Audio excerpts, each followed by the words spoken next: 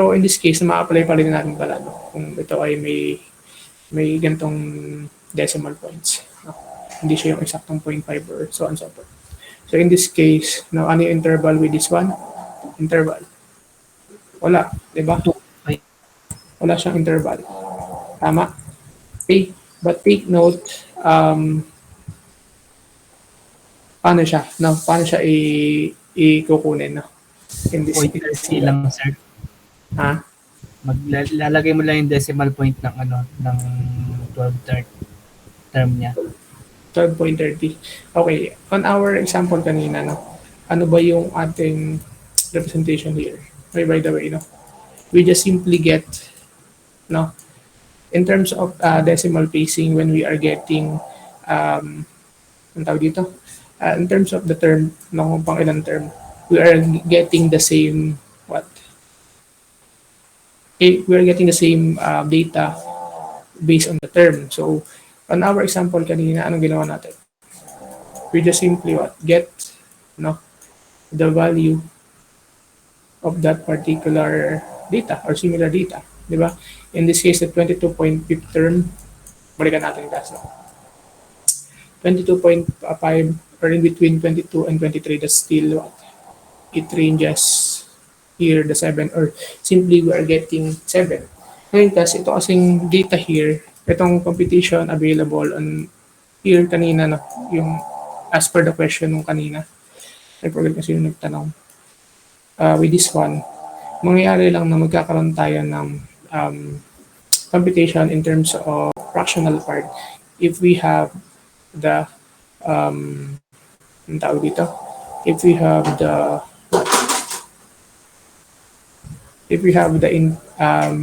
tawag dito, interval between the two. But take note class, no? Can we take the interval between this one? 4 minus 4. Ilan to? We have 0 interval. Multiplied by what? 0.30. 0.300. Okay, so obviously we will be adding 0 to our lower 12 term here in order to get the 12.300 term. Okay, hindi ko masalita sa expression but this is the solution, no? So meaning the interval between these two data is 0 multiplied by this fractional part of 0.3 still 0. So meaning we will be still getting the value of 4 for our 12.300 term. Ko ba ito class? Clear ba ito sa inyo? Itong solution na ito? I think this is clear na. Can have some yes? This one? Anyone? Sir, Yes, bawal sir. po bang i-round off yung term?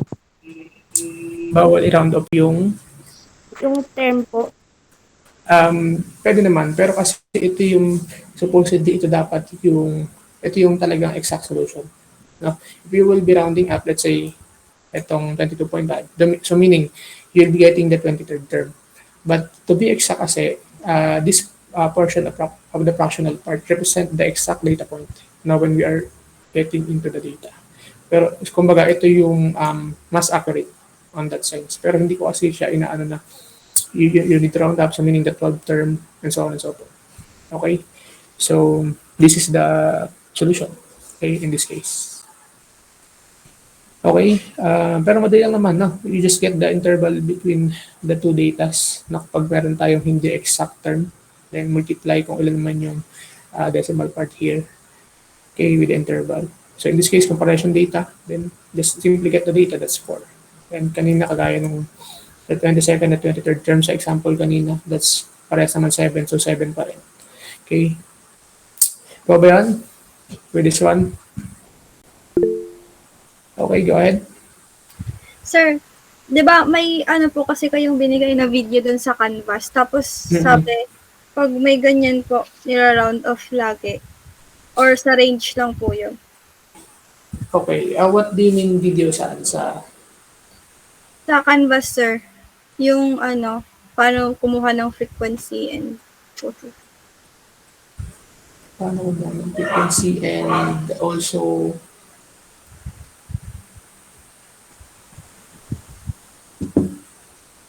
okay, sige. Ito kasi yung I mean, this is the most conservative way to compute this one. Pero if you will be repairing, no, let's say in the case, Okay, if we will be rounding up or rounding down. Okay? Merong certain of, tawag dito, certain of factor wherein hindi na siya exact yung data. Right? So, I want you to accept this solution kasi kung sabihin natin, this is 23rd term, obviously 7 pa rin naman yung ibibigay nun. Okay? But, how about naman kung halimbawa, yun nga, meron tayong data wherein merong gap. No? Meron siyang, let's say, 7 and 8.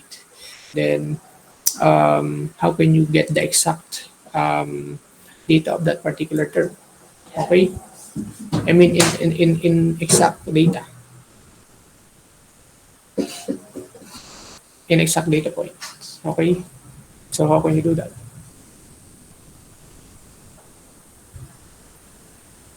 Diba? Sir, hindi ganyan po kayo sa quiz. Quiz, yes. Ito ay para practice yun na rin. Pero madali lang Mamalian niyo po kapag meron. ni round up. Hindi naman. I think that would still be acceptable. Okay, sige. Ito kasi yung pinaka-conservative way na tinuro ko yun sa amin. Pero, okay, sige. This is just basic statistic na naman. Okay, sige. Just para mawala yung kalituhan ng lahat, no? Sige, let's simplify this solution. Okay. Ito kasi yung pinaka-conservative way to solve, no? Okay, ganito na lang. Okay? Just to resolve that uncertainty. Okay, pero if you will be taking the boards, no? You'll be taking the single data point. That should be the solution. So, ngayon, gawin natin to. Sige, kung 22.5 to, ilan tong term na to? Using the rounding up. No? This is what? 23rd term. Okay, sige. So, 23rd term is still what? 7, right? How about, okay, burahin natin to. Just to avoid some confusion. Kulit eh. Joke lang. Okay, sige. Sir, ganyan po kasi ituro sa amin doon. Hindi, pagka-exact, I mean to avoid, dito, for exact value, paano ko may papalaman? Basta yun, I mean, the single data point representing that term, considering the fractional part. Pero sige, yun na lang, so about ito, sakto naman tong D sub 7, di ba? 21st term yan. So, sakto yan, 6. So, about itong 12.300 term. So, isa natin to, i-round down natin to, di ba? That will be what? Pang ilang term? Okay, ilan to? Pang ilang term lang to? 12.3. 12.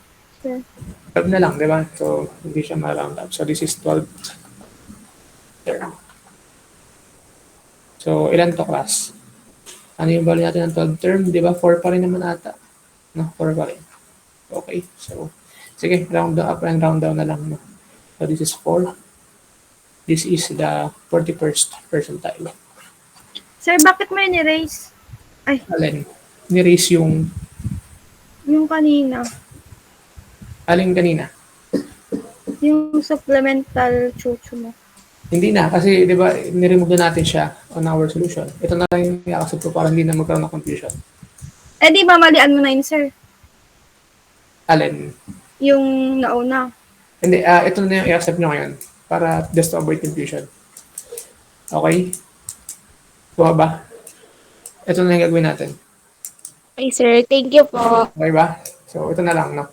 So, round up or round down any decimal places, then kung ilan man yung the whole digit term, then yun yung kunin yung data. Okay, so for 22.5, obviously, round up 23rd term. For 12.3, that's the 12th term. Di ba? Hindi naman ma-round up yan into 13. That's 12.3. So ba ito? On this one? This one? Clear na ba? Okay. Okay, para wala ng confusion to most of you. Okay, any question? Or attendance ba yan? Mamaya na lang, no? Kung attendance, I'll check it. Okay, so that's for letter C. Then how about for letter D? Ito na, last on the list. Okay, for letter D. This is the range na. These are different type of range, but basically, ang general, um, in general, na our range is simply the maximum and the minimum value on our data set. Okay, so uh, the difference between the two. Okay, so okay, for the range R, okay, ano yung maximum value natin? Di ba we represent the scores in terms of x, so the x max value is ilan? Minus x min. Ano yung maximum recorded? 10, di ba may naka-record ng 10, then may naka-record din naman sa student na 0, 0. Okay, so meaning the range is what? 10. 10. Okay, correct. So, 10 yung ating range. Ngayon, ano yung interquartile range? These are ranges represented on the fractional part sa ating histogram. Kung naalala niyo, diba yung histogram natin, yun yung parang bundok. Mamaya, I'll show you later. No? Kung ano yung fractional part na yun sa ating graphs. Okay? But actually, parang sa final period ko pa yun i-discuss. No? Pero sige, just some introduction. So, our interquartile range, no? Interquartile range. This is parang pwedeng siyang i-represent in terms of abbreviation IQR is equal to, anong formula ito? May nakakaalam? Upper quartile minus lower quartile po. Okay, that's what? Q sub 3 and minus Q sub 1. The difference between the upper quartile, kung hati mo yun sa lower, sa di ba, apat na, okay, let's say this is your graph. No? This is what? Q sub 3 represented by quartile here, 3, and the slower quartile here in 1. So Q3, Q1 region in this particular range. Mamaya na I'll show you sa graphical solution. Pero ang formula is Q3 minus Q1.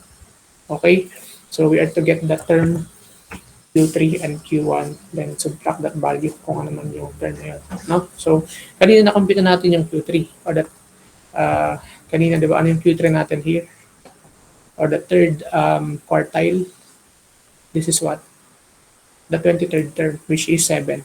Di ba? Q3 is 7 already. Ngayon, ang hindi natin alam is the first quartile here. Okay? Which is obviously what? N all over 4. Ilan yun? 30 all over 4 multiplied by 1. That is what? Ilan to, class?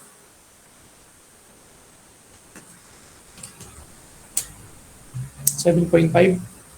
So this is 7.5 third. No? In this case, this is 8 third. No? So ano yung ating 8 term here? Ano yung value ng Q1 for the 8 term? Ilan yun? Nakikita niyo ba ito, class? The 8 term is what? Ilan tong 8 term? 3. 3.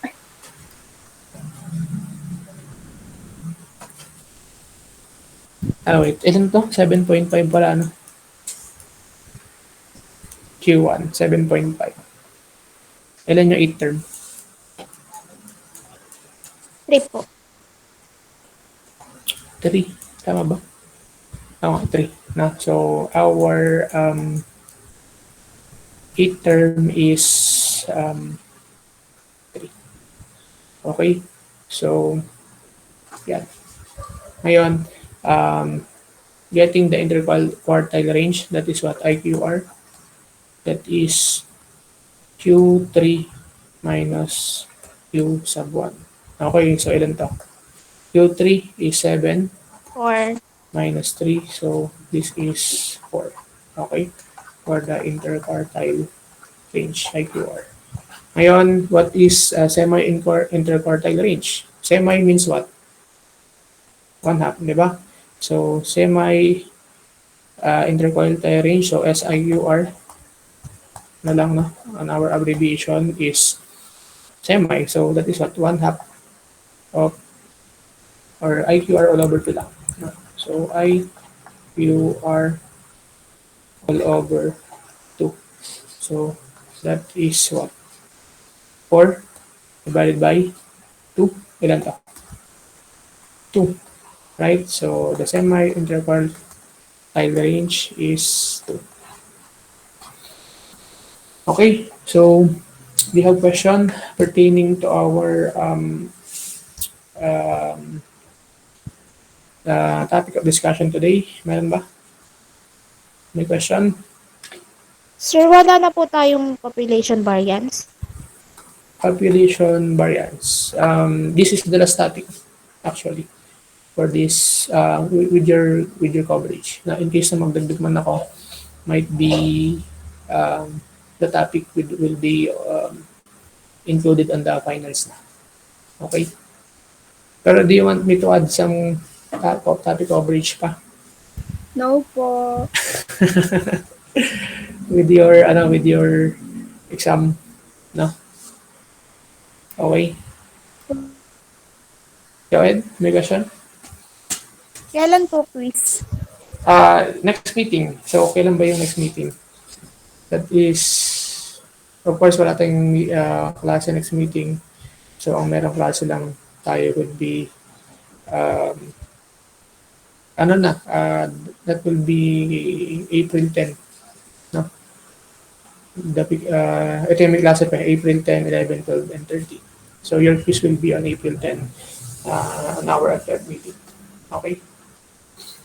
Same schedule yan ng ating Yan yung pinakang lumalabas na week 11 natin.